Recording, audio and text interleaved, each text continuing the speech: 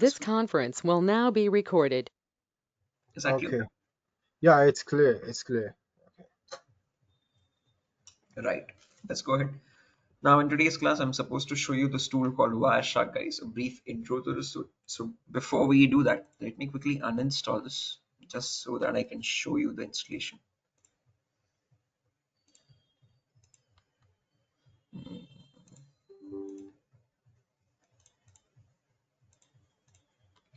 Right. So when we talk about Wireshark, guys, this is a sniffer. What I mean by a sniffer is that it is capable of analyzing and capturing all the traffic that is flowing in your local digital medium. So if I open up the notes for it, sniffers, yeah, as mentioned, in the olden days, this was a hardware tool, guys. But today, in your laptops and your PCs, you already have that hardware installed. So you don't need a separate hardware for a sniffer. All you need is a software, an application to use that hardware.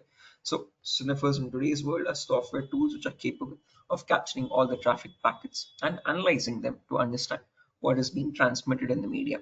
Now, it has its advantages and disadvantages. Advantage being, the good use being, it can be used to monitor a network. So whatever attacks are coming in or going out of the network, whatever packets are coming in and going out of the network can be analyzed. Okay, you can figure out where the attack is coming from, what sort of an attack is occurring in the network.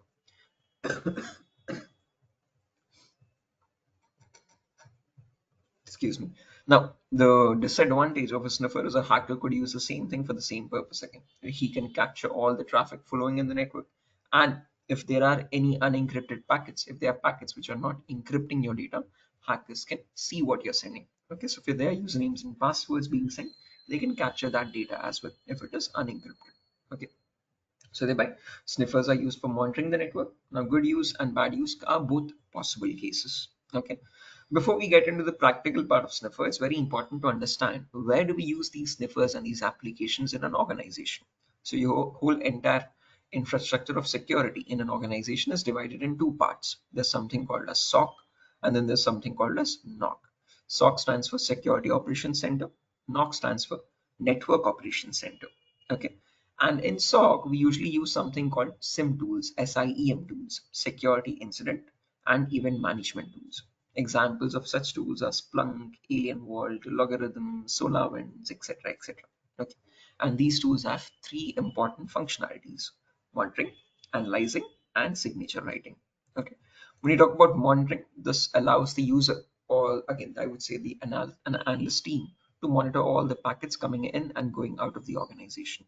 And if any packet seems to be malicious, it is flagged and it is sent to the analyzing department, where once a packet is assumed to be malicious or if it is flagged, it is then transferred here to be closely inspected and analyzed. Okay, so to figure out where the packet is coming from, what IP is the packet holding, what port is the packet trying to reach, okay, and what are the contents of the packet? Does it contain, again, what is the pattern of this packet? Is it repeating multiple times? Okay, so here the analysis is done where they rectify, okay, what the packet is, okay, and they also verify if it is truly safe or if it is just a again a false positive or truly malicious. Okay, so the categorization is done here. If it is truly malicious, it is completely blocked in the future. If it is just a false positive, it's ignored. Now, in the scenario where it is truly malicious, then it is sent to the signature writing team, where they will write a rule depending on the packet's properties to block it in the future. So whatever IP the packet is initiating from, whatever port the packet is trying to reach, that IP and port numbers are blocked so that no such packets in the future are allowed on the machine. Now, your Wireshark also has these three same functionalities. But when you talk about SIM tools, they work on a much more larger platform. They don't only capture network logs, they're capable of capturing all sorts of logs: your system logs, your firewall logs, your web server logs, every single log. Wireshark is only capable of capturing network logs. So that's the difference. So it works pretty same to a SIM tool, but only up to the network level. Okay. On the other hand, when you talk about NOC, this is Network Operations Center. So whatever devices are existing in the network, it's your job as a penetration tester, not as an analyst, but a penetration tester, to check for vulnerabilities on them. So here we perform vulnerability management, scanning for all these devices for vulnerabilities, and if they do contain, we try to perform pen testing on them and we try to remediate the vulnerabilities. This is also commonly known as vulnerability management and patch management. Okay, finding vulnerabilities and applying the necessary patches for it. In the SOC department, it's all about live monitoring and tracking of data. coming in and going out of the organization. In log departments, it's all about testing the security of the devices through which this data is flowing. Okay. Now, when you talk about Wireshark, as mentioned, it is one of the most popular tools available on the internet for sniffing. Okay, and it's completely graphical user interface tool and available for free. It's open source. So now I'm gonna show you how to install Wireshark. Okay. Before that, any questions or doubts up to this point? What Wireshark is used for, and what are SIM tools? What is SOC? What is NOC? Any questions or any doubts up to this point? Yeah, I have a Wow. question. Yes, go ahead. On the log reading, does it come like a server or is also like a software? All of these are softwares. Splunk is a software, Alien Vault is a software, Logarithm is a software. Okay, then there's also another one called SolarWinds. That's also another software. Where is it? Yeah, over here. Okay, Okay. all of these are SIM applications, I would say, security incident and event management tools. So these tools allow you to capture the logs from all the devices in your organization and categorize them and arrange them according to a proper timestamp and see what is happening in the network on all these devices, what packets are coming in, what packets are going out, what data is being sent in inside the network to outside or vice versa. Okay, so all of these are applications which you install on a server and you try to monitor the entire network through these applications. Okay. All right. All right. Any other questions?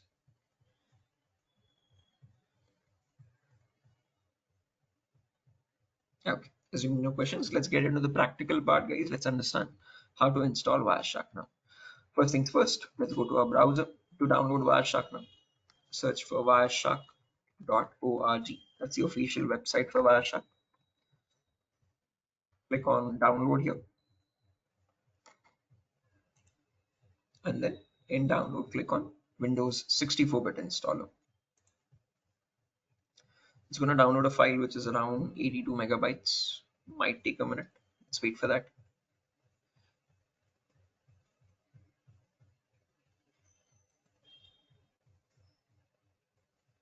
And once it's downloaded, let's go back to my downloads folder here. And now let's install this. Okay. So first things first, right click, run it as admin again. This should start the installation wizard for you. Simple steps, nothing too complex. Click on next, click on noted, click on next. And here, don't uncheck anything or check anything new. You can leave it as it is. You want to install Wireshark. T-Shark is the terminal version of Wireshark. If you want, you can. If you don't want, you can uncheck this as well. But let it be. It doesn't occupy much space on your system anyhow. So again, just click on next again. And here, click on Wireshark desktop icon. Create an icon for it on your desktop. Click on next again. And this is the path where I want to install Wireshark. C program files Wireshark. Next. This is important here. Now in my system, there's an application called npcap pre-installed. So this got installed the first time I ever installed Wireshark. So I didn't install it now. Sorry, uninstall it now. So that's why I don't get the option to install it. But on your devices, you will get this checkbox highlighted. Okay. So you can click this checkbox. It's going to be clickable for you. Okay. So in your scenario, guys, I want you to click on this checkbox. npcap is very important for Wireshark. It stands for Network Packet Capture Tool. Captures all the traffic coming in and going out of your local network. So this checkbox is quite important for you. Okay, click on next again. This is optional. This is USB packet capture. So if you are connecting a USB drive and from that, if you want to capture any packets coming in or going out, you can install this. Okay, this is optional. So if you want to, you can. If not, even if you ignore it, it's completely fine. Okay, then finally just click on install now. And this should start the Wireshark installation. Shouldn't take more than a minute.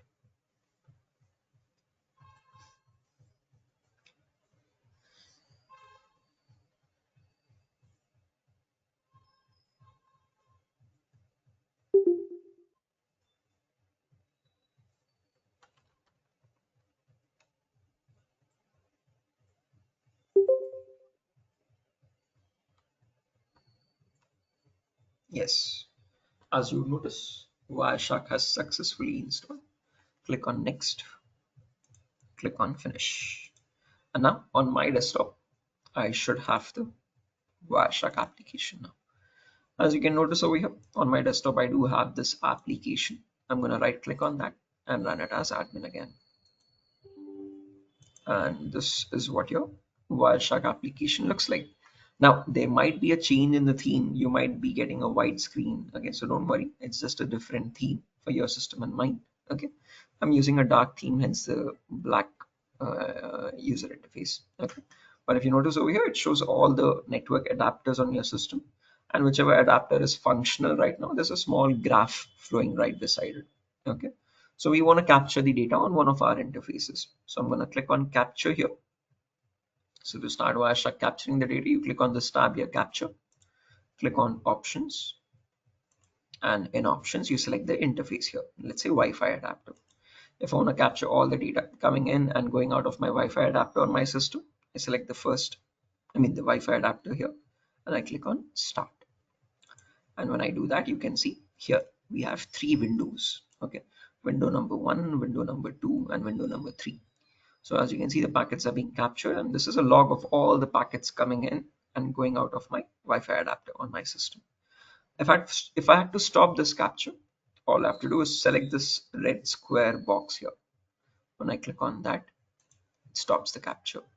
And in the short duration now, so it started from the first packet here, okay, packet number 1.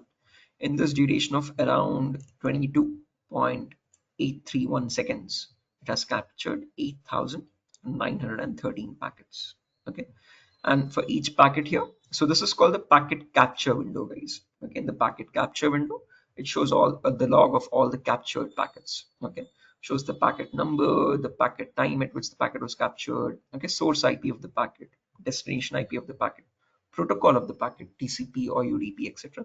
Then the length of the packet and the information from what port is to what port is the packet traveling from the source to destination. Okay, now depending on what packet you select here, whichever packet I select here, depending on that packet, the content of the remaining 2 windows changes. This is the packet capture window, this is the packet analyzing window, and this is the packet content window. Okay, in the packet analyzing window, you see the data on the packet in the OSI layers. Okay, now I'm not sure if you all know about OSI layers, so let me give a brief introduction on that. Okay, so when you talk about OSI layers, which stands for Open Systems Interconnect Layers, these are 7 virtual layers actually, through which data flows through from the source to destination. Okay, I think you might have heard about it at least once if you have been in the networking domain. Again, this phrase called "please do not throw sausage pizza away." Has anyone ever heard about it? Okay, so there are 7 layers. Please do not throw sausage pizza away. It's an easy way to remember them. First layer is called physical layer, then there's data link layer, then there's network layer, then there's transport layer, then there's sessions layer, then there's presentation layer, and then there's application layer. Okay, so whenever data travels from one device to the other device, your data flows through these 7 virtual layers, where at each layer your data gets added with some extra important piece of information. So in the physical layer, so from your source, when data is traveling from your system to, let's say, my system. Okay, so from your system, the data starts with raw data, hexadecimal or binary data. Okay, to this data in the data link layer, you add the source MAC and the destination MAC. Okay, so your system's MAC address is added. Okay, and then the destination MAC. So if it is coming to my system over the internet, here you will add the router's MAC. Okay, so it needs to know in your local network from which device to which device it needs to go. So that happens on MAC addresses. Okay, then in the network layer, it adds the source IP and the destination IP. So your IP address and my system's IP address, my public IP is added here. Okay. In the transport layer, it adds the protocol information, source port and destination port. Is it a TCP packet or a UDP packet? All that information is added in the transport layer. Okay, so if you remember in one of the earlier classes in network in the scanning class, I talked about the transport layer. Okay, so TCP and UDP protocols are layers of the transport layer. Okay, so they are data transmission protocols. Okay, and again after that you have the sessions layer. So now once it reaches the web, so once it reaches your browser, in the browser we have multiple cookies and session IDs added. So those are added in the sessions layer.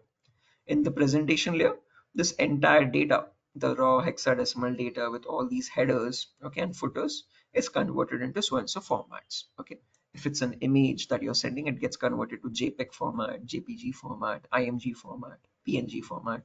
If it's a document, it gets converted to PDF format, docx format, Excel sheet format. Okay, so depending on what the file is, it gets converted to these formats. And finally, in the application layer, this data gets shown to you graphically. So this is how data travels from one system to the other system, from the raw binary data to the graphical data that you see on the screen. At each layer, you're adding some important piece of information, and then you're converting that raw binary data to the graphical data that we see on the screen. Okay, first you have plain data, then in data link layer you add source MAC and destination MAC, then in network layer you add source IP and destination IP, then in transport layer you add source port and destination port. Okay, then in sessions layer you add session IDs and cookie IDs and all that, and in presentation and application layer you convert the data into so and so formats and show it in the graphical format here. Okay, so this actual 4-layer data is shown in Wireshark in the analyzing window. So if I go back to my Wireshark here, so whatever packet I select first, here is the raw data. So you see the raw data here, it's encrypted. That's why it seems a bit gibberish. Okay, but if you scroll down a bit here, it shows you how many bits are being sent, how many bytes are being sent. Okay, if you scroll down slightly, you can see the source MAC and the destination MAC. So here, this is the data link layer, source MAC address and the destination MAC address. Scroll down much further, you can see the source IP and the destination IP. Scroll down much further, you can see the source port and the destination port. Okay, so data here is shown to you in the format of these OSI layers, first 4 OSI layers. Okay, from here, if you want data, you need to use another tool called burp suite. Okay, we'll talk about that later. Okay, so Wireshark only captures network traffic up to transport layer. Okay, from physical to transport. Okay, because this is within your network. From sessions layer, the data is usually going outside your network, so Wireshark can't capture that. Okay, so again, this is what the analyzing window is, guys. And the packet content window, as mentioned, it shows the content of the packet. If it is not encrypted, you can actually see plain text data here.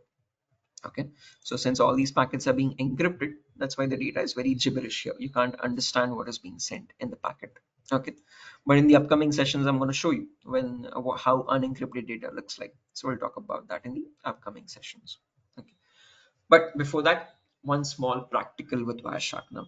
Okay, so what we'll do is we'll try to capture data in Wireshark for an attack. So let's say we start up our Kali system, and in our Kali system, we initiate an Nmap scan, Nmap attack. Let's see how we can capture that in Wireshark, and how does Wireshark alert us that something is wrong in the network. Okay, so let me quickly start up my Kali system to show you this attack, and then we can exit the session after that. So in my VMware, I'm going to start up my Kali system quickly.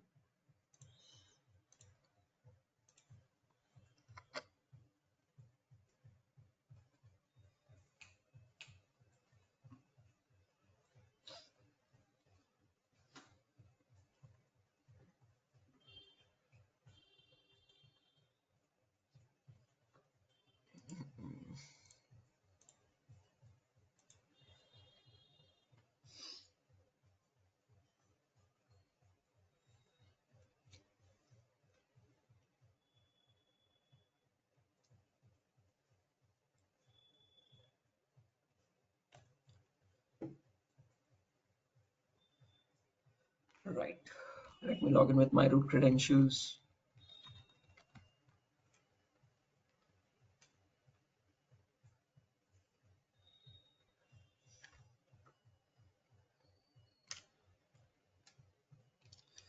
Now over here, I'm going to open up my terminal.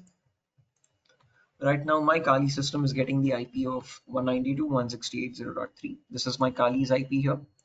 And my base machine, my Windows 11 system, 11, has the IP of 192.168.0.5. Okay. So my Kali is 0.3, my base machine is 0.5. Okay, let's try to initiate an Nmap scan. And before I initiate that, I'm going to start capturing again. So if you want to resume the packet capture, you click on this shark fin button here, click on continue, and this starts capturing data again from the very first packet. Now, while this is being captured, I'll put this on one side now. I'll put Wireshark on the other side. And let's try to initiate an attack now. Okay, so I'll type nmap. Let's run a TCP scan, ST for TCP scan, and the target IP 192.168.0.5. And as soon as I execute it, carefully observe the Wireshark packet capture log. As soon as I hit enter, you can notice there were a few red and black colored lines here and there. So if I stop the capture now, if I scroll up, you can notice for a very short duration, you see, this is what an attack looks like in Wireshark. This is not your normal traffic. Your normal traffic always occurs in blue colored lines. This is your safe traffic.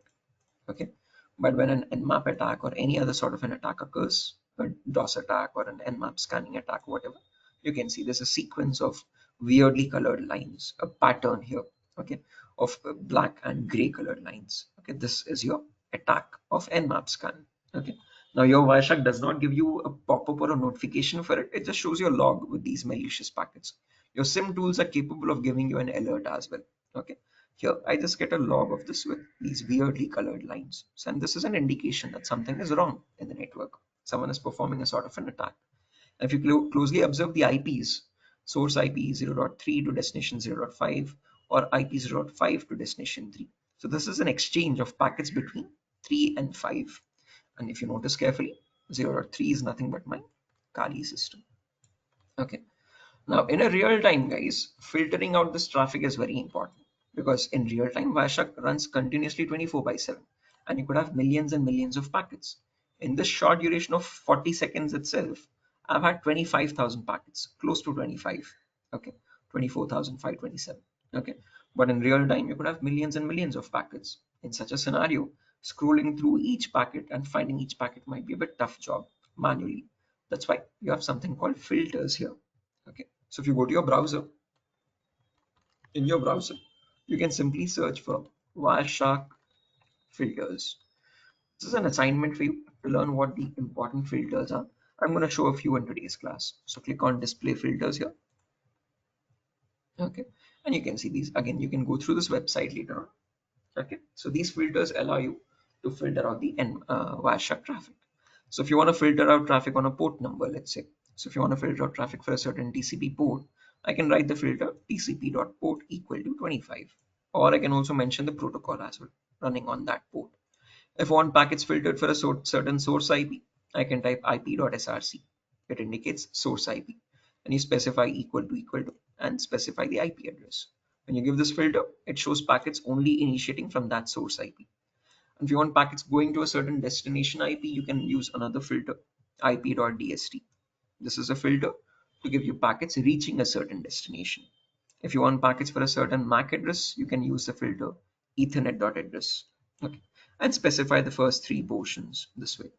Okay, if you want packets coming from any address, doesn't matter source or destination, you can write ip.addr, ip.address. Okay, so it doesn't matter whether it's the source address or the destination address, it shows all packets from that address. Okay, similarly, there are other filters also. You can click on this link here, cheat sheets, and from the cheat sheets here, you can scroll down, select the second image here, and this is the cheat sheet with all the filters. Okay, so you can use these filters to capture certain packets with those properties. Okay, for IP addresses, ip.addr, ip.src, ip.dst, okay, ip.host, etc., all these are filters. So now if I wanted to capture packets specifically initiating from my Kali system and reaching my Windows 11, I can write a simple filter here now, ip.src, ip.src, and I can either type EQ, which stands for equal to, or also give the symbols equal to, anything works. Okay, so EQ or equal to is one and the same thing, as you can see over here. Okay, so I type equal to, and let's say I want packets initiating from my Kali, which is 192.168.0.5. So the filter is right, the line changes to green color. If there's anything wrong with the filter, it stays in red. Okay, and I want another filter, ip.dst, destination, equal to, or you can type EQ as well, anything works, EQ 192.168.0.3. So now I'm writing a filter here to show me only packets initiating from my Kali system and reaching my Windows 11 and nothing else. So if I click on go, you can see all the packets that are shown here now are packets starting from 0.5, source is 0.5, and destination is 0.3. All these packets have the same property. So this is a filter to again filter out the packets of your choice. Okay. Now, once I've got these packets, I can right click on any of these packets. Now, let's say we want to capture packets for a certain port number. So over here, it showed port 135 is open, right? So now we can type another filter here. And let's say for a certain port number, tcp.port equal to 135. So if I click on go, it shows packets only for 135, as you can see. Okay. So if I click on any of these packets now, right click on them, click on follow. And if I click on follow TCP stream, now this shows me the packets as an exchange between Kali and Windows. So firstly, if you notice over here, my Kali system 0.3 send a SYN flag, if you notice. So that's what happens in Nmap. It uses these flags. So in the TCP protocol here, in the network analyzing window, you can see the flags as well. So in the first packet, the flag SYN flag is set to 1. Remaining all flags are zeros, which means these flags are not being used. Only SYN flag is being used. In the second packet, from Windows to Kali, from my 0.5 Windows machine to my Kali system, there's a SYN-ACK. Okay, so for my SYN flag from Kali, my Windows responded with a SYN-ACK telling the port is open. So SYN and ACK both are set to 1. And for that SYN-ACK, my Kali again sent an ACK flag. SYN, SYN-ACK, and ACK. This is your TCP three-way handshake, something which is performed in your Nmap's TCP scan, if you remember. So if I go to my notepad file here, in Nmap's TCP scan, what happens? SYN, SYN-ACK, and ACK. This is what happens in TCP scan. And that's the same exact thing which we see over here in the Wireshark 2. So if you remember in the Nmap class, I told you I couldn't show you the flags then. But here, with the help of Wireshark, I'm able to clearly show you what is happening in the background. SYN, sorry, my bad. SYN, SYN-ACK, and ACK.